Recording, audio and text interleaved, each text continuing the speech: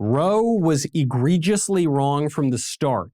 Its reasoning was exceptionally weak, and the decision has had damaging consequences. And far from bringing about a national settlement of the abortion issue, Roe and Casey have inflamed debate and deepened division. We hold that Roe and Casey must be overruled. I am not simply speaking for myself and Senator Ted Cruz. I am reading the words of Justice Samuel Alito, who is apparently writing the majority opinion of the court in a leaked document, a document that was leaked in what the Chief Justice John Roberts calls a singular and egregious breach of trust on the Supreme Court. We're going to be talking to someone who knows a whole lot about the court, a whole lot about the issue, and a whole lot about what happens now. This is Verdict with Ted Cruz.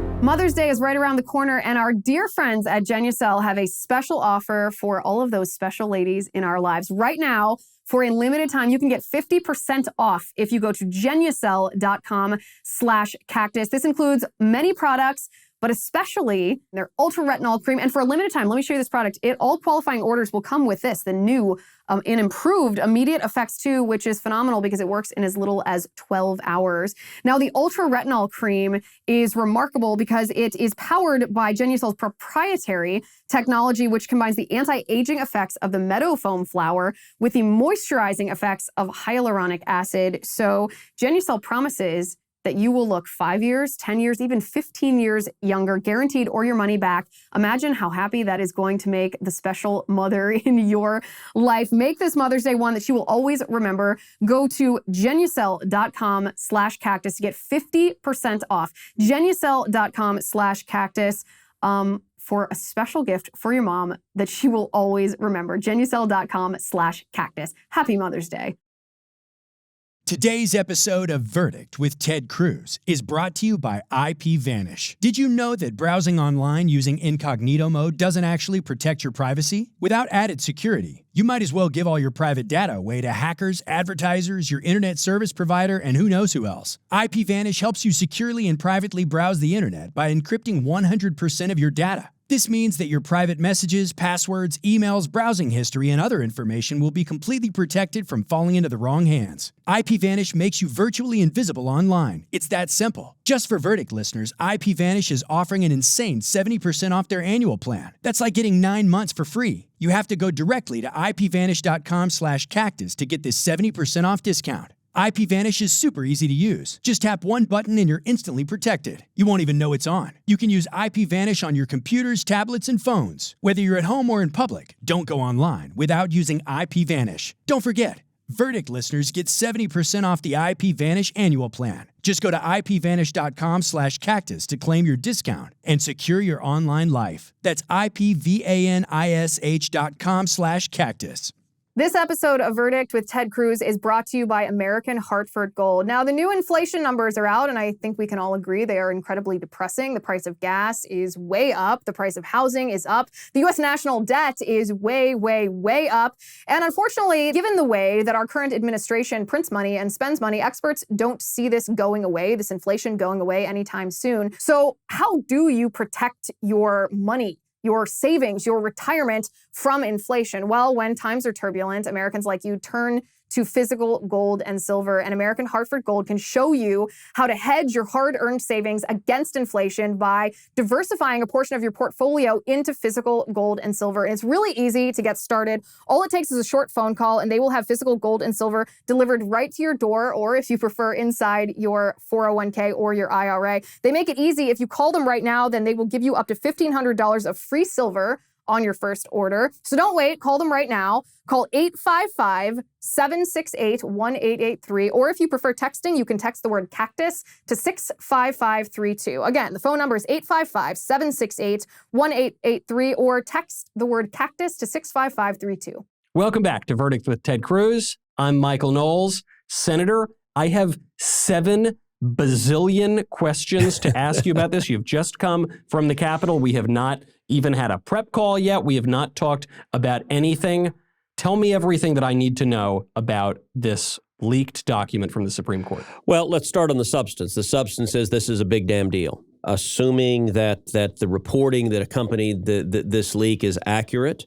It turns out what you and I discussed on this podcast days after the oral argument appears to be exactly right.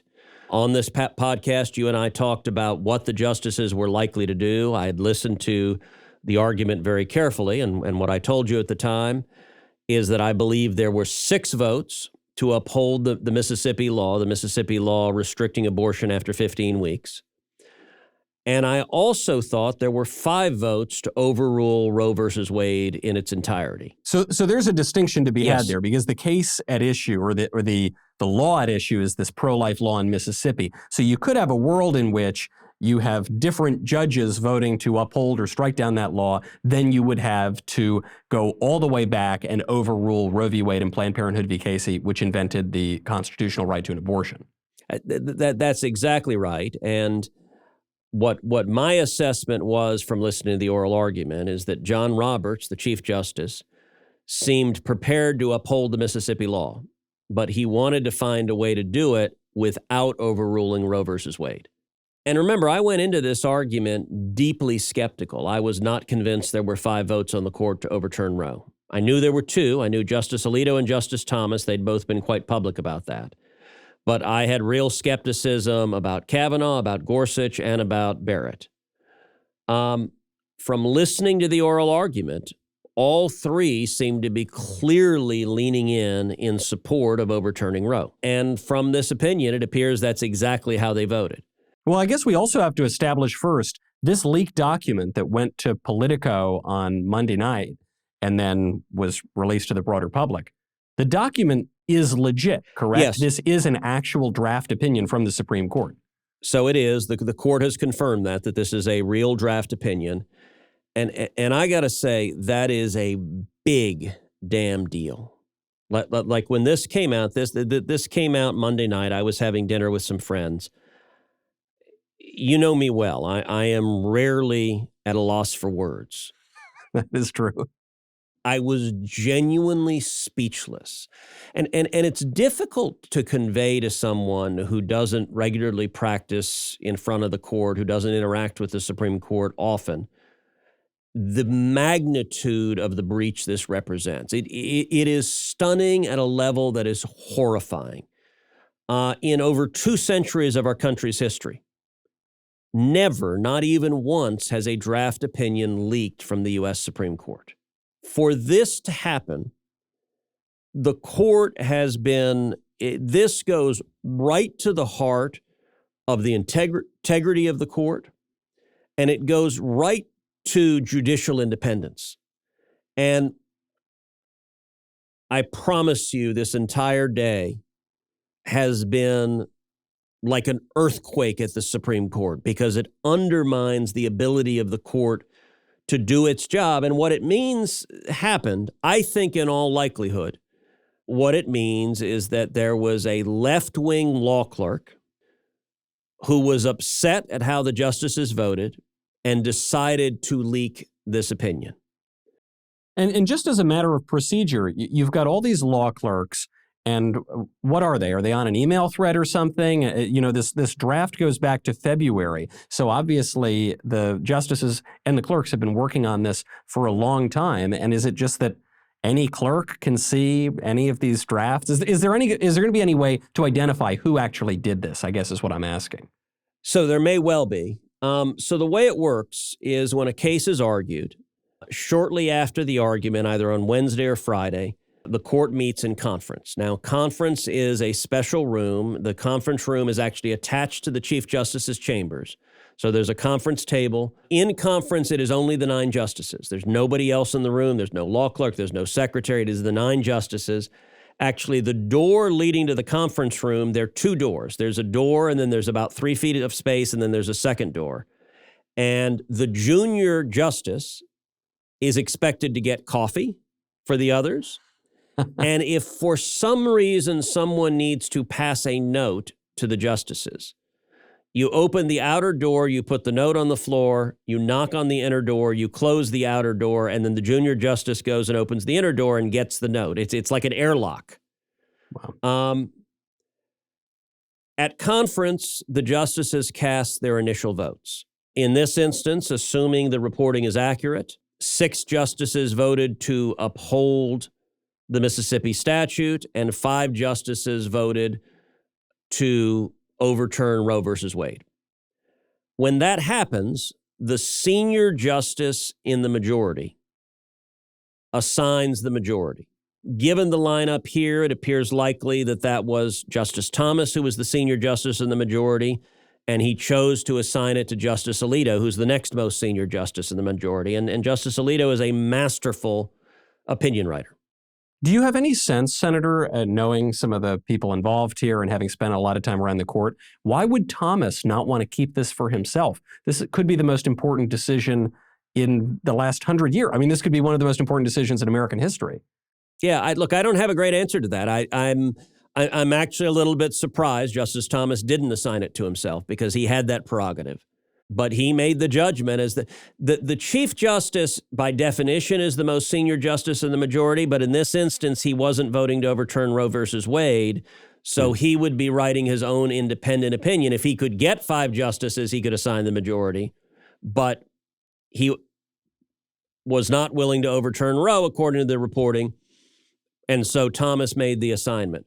Now, the way it works, once that's assigned, the justice who's assigned the majority opinion goes back to his or her chamber, and each justice has 4 law clerks.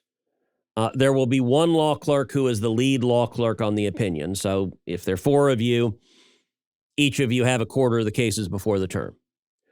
The justice and the law clerk will work together drafting the opinion. And when you prepare an initial draft, you circulate it to all 9 justices.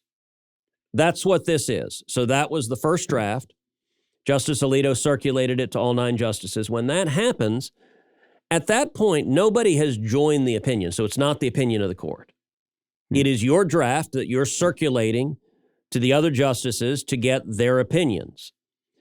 What happens next is multiple iterations of edits, where you'll have individual justices that'll say, hey, I don't like this paragraph. Hey, can you change this sentence? Can you add this footnote? Can you delete this footnote? No, I don't like the way this is structured. And on a run-of-the-mill opinion, you could get dozens or even hundreds of edits. On an opinion like this, of this magnitude, you would expect hundreds, if not even thousands of edits. This is for the history books. Every justice has to decide whether he or she will join the opinion. In particular, the 5 justices in the majority here have to make a decision whether they will join the opinion. They may have all sorts of changes to it. And if they don't join the opinion, then they write their own concurring opinion. So they would be still voting to overrule Roe, but they might say, I just don't agree with the way Alito is going about this.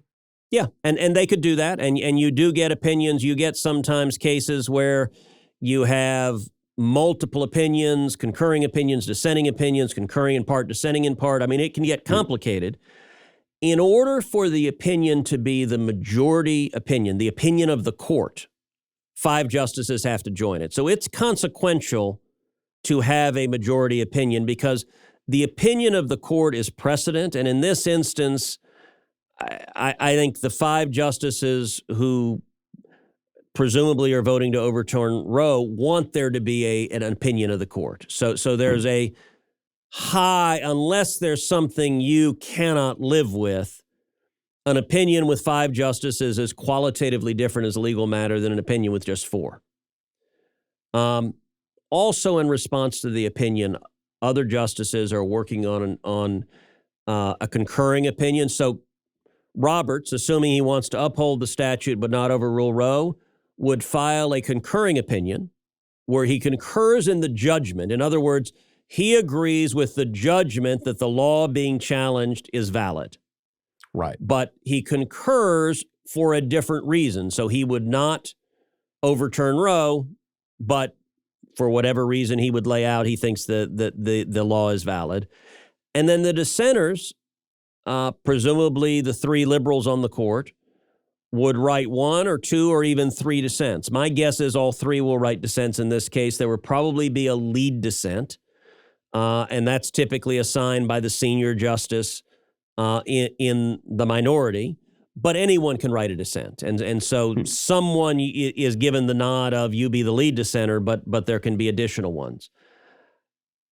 What happened here is somebody handed over to the press the first iteration of this. You know, when you start as a clerk, your first week as a clerk, you sit down in orientation and they stress secrecy. They stress everything done in the court is confidential. You don't talk about anything that happens at the court.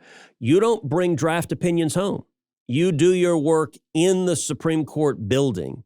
So on any given night, the court is full of law clerks at midnight, 1 a.m, working on draft opinions and doing your work because you don't bring the opinions home. And so there is a primacy on confidentiality and trust that somebody violated in a way that is truly historic and stunning. So what is going to happen to this person? I know that the Chief Justice sent out this statement today. He said, yes, we're confirming this was a draft opinion. This is egregious. This is a singular breach of trust here. And I'm ordering the marshal of the court to launch an investigation into the source of the leak. 1, is he going to be able to identify the source? And 2, did this person break a law? I mean, is this going to be a little slap on the wrist by John Roberts, or are we talking about jail time? So we're talking about something very, very serious. Let's start with the first thing. I very much hope they find out who the leaker is. I think it is incredibly important that they find this person. The marshal of the court, they have considerable resources. There's a whole police force at the court. There are about 500 officers at the court. So the Supreme Court takes separation of powers very seriously. So they don't allow Capitol Police into the Supreme Court. So the U.S. Capitol has a whole Capitol Police force, but the Supreme Court, they're a third branch of government. They're not part of the Congress, and so Capitol Police, in their view, have no business in their building. You know, they don't generally handle law enforcement investigations. What the Supreme Court police typically do is stop protests and threats to the justices of the court. But that being said, there are pretty considerable security measures at the court, and it's also a limited universe. So I had several reporters ask today, what if it was a justice that did this? I got to tell you, I just don't believe that. It is such a grotesque violation of trust. To me, it is beyond imagination that a justice would do this. To use the nuclear code example, it's like the president handing the nuclear codes to Putin. I cannot believe even the most left-wing justice would do this. I think it is very, very likely a law clerk. And it is very, very likely a law clerk for one of the 3 liberal justices. That means there are 12 human beings who are your likely suspect pool. That's not a big likely suspect pool. It is likely to be someone who is a hard partisan and who was willing to burn the place down because he or she was so upset about what happens. If I were to guess, the most likely justice for whom the law clerk is clerking is Sonia Sotomayor. Why do you say that? Because she's the most partisan of the justices, and so she's the most likely to hire wild-eyed partisans as clerks. I have no evidence of that. I'm just making an inference. And with respect to the chain of custody, look, the Supreme Court has technology. Actually, when you print out opinions, I don't want to get into the details of how, but they are printed out with identifying materials that forensically you can find out where they were printed out from. Whether they are able to track that down or not in this instance will depend on whether they can get a copy of the actual opinion. Politico just put up a PDF, but the Supreme Court has taken pretty significant steps towards security. So as a law clerk, for example, when you're editing an opinion, you do it on the computer. If you print an opinion out, you can print it and read it in your office and you can edit it, but you never take it home. And when you're done with it, you throw it in a burn bag. And every law clerk has a burn bag typically under your desk, and the burn bag is about this tall, and it's a kind of brown and red striped bag. And that bag is sealed, and then it is shredded twice, horizontally and vertically. And then it is burned, and it is rendered completely unreadable before it leaves the building. And that's the level of security they take in that building. One question we don't know was this individual, how smart a crook were they? We know the reporters who published the story. One of the natural inquiries is going to be, particularly of the 12 likely suspects, what contacts did they have with those reporters? Did they know the reporters? Did they go to school with the reporters? Do they have emails with the reporters? Do they have phone calls with the reporters? Do they have text with the reporters?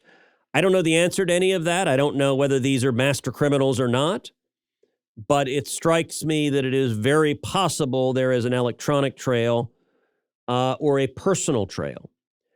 Now, in terms of the consequences, if they identify the perpetrator, I am confident the perpetrator would be fired on the spot, that instantaneously you would lose your job. I am also confident that the perpetrator would be disbarred, that assuming the perpetrator was already a member of the bar. Sometimes clerks are members of the bar, sometimes they're not yet. Like I was not yet a member of the bar when I was a clerk because I had not yet had time to take the bar exam. I took the bar exam right when I finished my clerkship. If this clerk, presumed clerk, were not yet admitted to the bar, could they be preemptively held from ever entering the bar? I don't think any bar would admit this person. I think this person's legal career is over if they are. Okay. And by the way, that's a big deal. To be a Supreme Court clerk is the pinnacle of legal achievement for a student coming out of law school. There are only 36 in the entire country. You get a signing bonus at a law firm as a Supreme Court clerk. I think the current bonus is $350,000 the day you walk into the door at the law firm. When I was clerking, it was $50,000. So you can see inflation. It makes a big difference. But at a minimum, the perpetrator would be fired and would never practice law. But there's a very real possibility. So in the course of the investigation, the investigators will question the clerks. If they lie to the federal officers, Section 1001 of the Federal Criminal Code makes it a felony to lie to a federal officer. That carries prison time. And so if they lie in the course of the investigation, I think they should be prosecuted and they should serve the maximum prison time possible. If they don't lie, it's a little more complicated whether they've in fact violated a criminal prohibition or not. I've actually asked my team to try to do some deep dive research on that. But I think regardless, the penalty should be as significant as possible, because the damage to the court will be far lasting. It is going to make it incredibly difficult for the justices to trust the process of deciding cases in a collaborative manner, sharing drafts, going back and forth. If people treat it as just another political process, that does massive damage to the court's ability to do its job. So putting this criminal aside, hopefully we can deal with this person. They're disbarred. They get thrown in jail in Alcatraz and they throw away the key.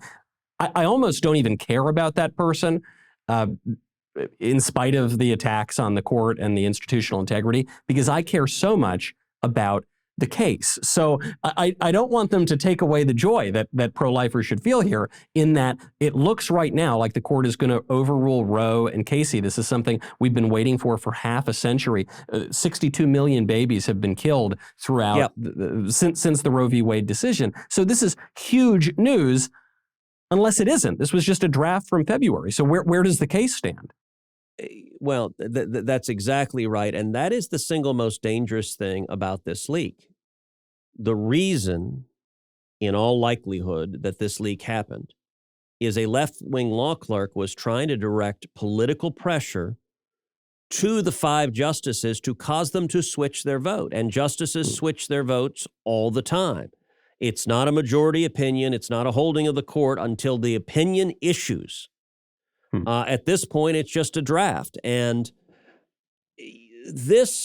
one of the things to understand about this leak, this is the most egregious manifestation of a multi-year campaign by Democrats to politicize the court and to pressure it. And look, I'll give you some examples. So Senator Schumer stood on the steps of the court a couple of years ago, held a press conference, and here's what he said. He said, quote, "I want to tell you, Gorsuch, I want to tell you, Kavanaugh, you have released the whirlwind and you will pay the price. You won't know what hit you if you go forward with these awful decisions." So you had then the Senate Minority Leader, now the Senate Majority Leader, directly threatening justices if they didn't vote the way he wanted. Sheldon Whitehouse is a senior Democrat on the Judiciary Committee. He filed an amicus brief in the court that stated, quote, "Perhaps the court can heal itself before the public demands it be restructured in order to reduce the influence of politics, particularly on the urgent issue of gun control. A nation desperately needs it to heal." These are partisan Democrats threatening and trying to intimidate the court to decide cases the way they want. That manifested even further in the campaign to pack the court, to add 4 new left-wing justices and grow it to 13. And by the way, not just that. So there's a whole dark money network, what's called the Arabella network of wealthy leftists who wage dark money campaigns on judicial confirmations. They went to Brett Kavanaugh's house, trying to intimidate him personally and threaten his family. With Justice Breyer, the reliably liberal Democrat Justice Breyer, Demand Justice, which is the kind of main front group for the leftists, launched a campaign to force Justice Breyer to retire, including creating a mobile billboard truck to pressure Justice Breyer. These are partisan Democrats. And so after this leak happened, let me tell you what some of these leftist activists have said. Guy named Brian Fallon, who is the executive director of Demand Justice, used to work for Chuck Schumer. He tweeted out, quote, "SCOTUS leaks are good. Elite lawyers on both the left and right treating the court as precious all these years have been given cover to an institution that is wholly unaccountable. Rip the veil off." There's another leftist guy named Ian Millhiser, who tweeted the following: Seriously, shout out to whoever the hero was within the Supreme Court who said, F it, although he didn't abbreviate F, F it, let's burn this place down. That is what the left is doing with ending the filibuster, with trying to take over federal elections. They're trying to burn the Senate down. They're trying to destroy our institutions. And this leak reflects the manifestation of that multi-year campaign to burn the court down, and their activists are cheering this. So will it work? Senator, will this pressure campaign and the leak and the whole operation here, will it work to pressure one of the 5 justices to flip the vote? Are we going to see the ruling anytime soon? Are they going to wait for a month or two, or are we going to get it? We've already seen a draft from February. What is the status of the case right now? So I don't think it will work. The Chief Justice today put out a statement saying that it will not work, that it will not intimidate the court. This is an obvious attempt to pressure the justices to change their votes. And I think it is likely to backfire, that it's likely to cause them to dig in even more.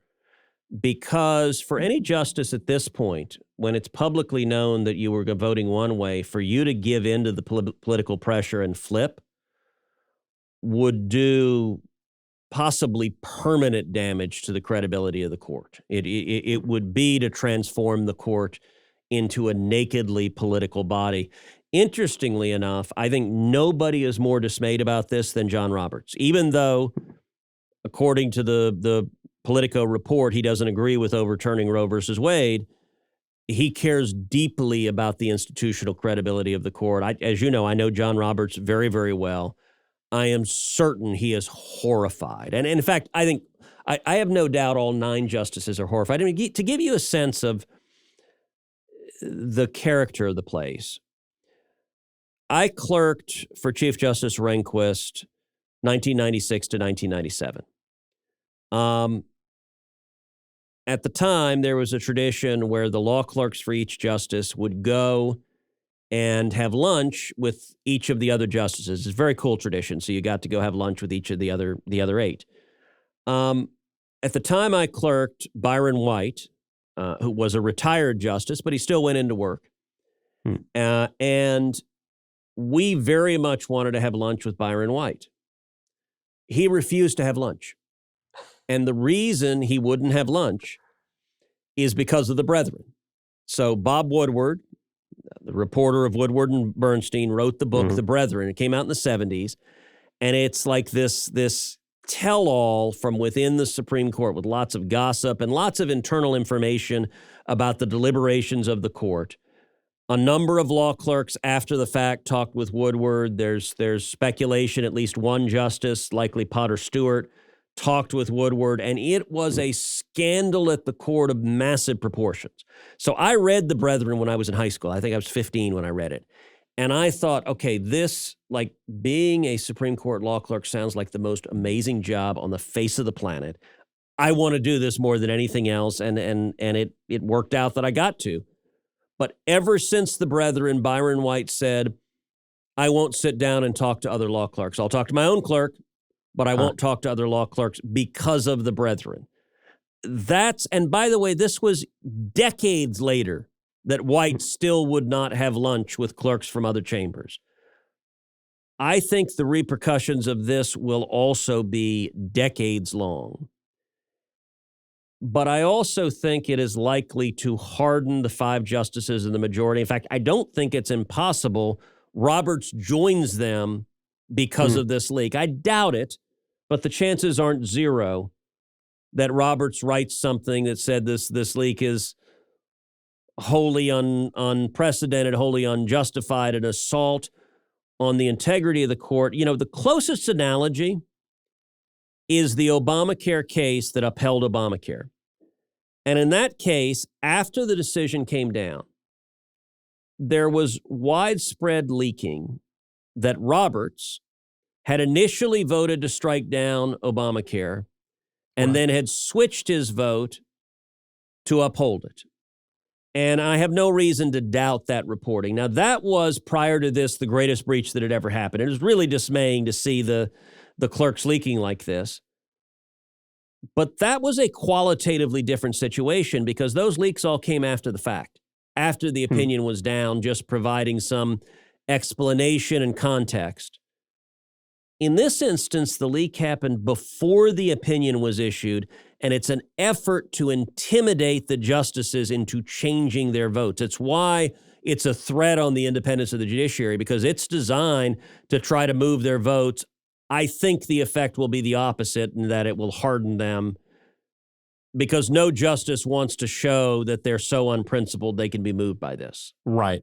Now, before I let you go, Senator, I know it's been a very long day and there's still much more to do, but I've got to turn to your particular branch of government now, because one of the consequences of this leak is you've got all of the elected Democrats, up to and including Joe Biden, saying that we need to codify Roe versus Wade into law. If the court is going to behave in this irresponsible manner and strike down Roe v. Wade, then we need a national pro-abortion law.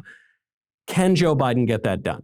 I do not believe so. I think he can pass it through the House. They've got a majority in the House, and I think the Democrats will stick together, and you may have a couple of Republicans in the House. I haven't followed the kind of abortion lines in the House, but there may well be some pro-choice Republicans in the House. In the Senate, he will not get it done, because to get it done will require 60 votes because of the filibuster. He'll get all 50 Democrats, and I'm sure we'll vote on it. He will get Susan Collins, and I think he will likely get Lisa Murkowski. You get to 52. I don't know that you get any higher. The other 48 are on record that Roe is wrong. In this case, I filed an amicus brief with the court along with Mike Lee and Josh Hawley, arguing to the court specifically that it should overturn Roe versus Wade. I don't think there's any universe in which we get to 60 votes, so I assume the Democrats will try to force a vote on it, and they'll lose the vote. Now, there is some danger that Schumer, in fact, I think it is certain that Schumer will use this to try to end the filibuster. Right. There's some danger he succeeds. And if this becomes the issue they blow up the filibuster on, they will have succeeded in permanently damaging two branches of government instead of just one. So you think there is a chance that, as they've already said explicitly, I think, that not only will they try to get rid of the filibuster on this issue, but they would actually succeed in doing so? They could get maybe a Joe Manchin or a Kyrsten Sinema, or who knows? I think it is possible. I don't know that it would happen, but I think their plan is to try. One fast point, I don't believe any Democrat senator has condemned the leak today. If they have, I haven't seen it, and I was watching for it. It is ominous that the Democrats are not even willing to condemn the leak. Everyone should condemn the leak as grossly a gross violation of trust. And it's ominous that if Democrat senators did so, I didn't see it. Wow, that is spooky and does maybe tell you something about how they're thinking about a national abortion law or ending the filibuster. On that scary note, we must leave you. We will see you on Apple Podcast, YouTube, Spotify, everywhere you get your podcast. Make sure you subscribe to Verdict. Leave a 5-star review if you don't mind. In the meantime, I'm Michael Knowles. This is Verdict with Ted Cruz.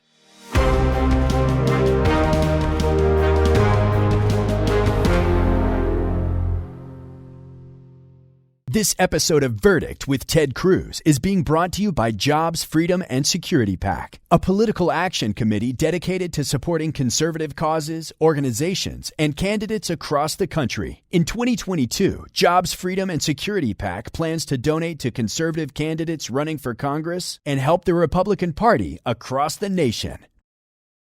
If you like this video, you should click the like button, and then you should subscribe, and you should ring the bell, and you will never miss another video.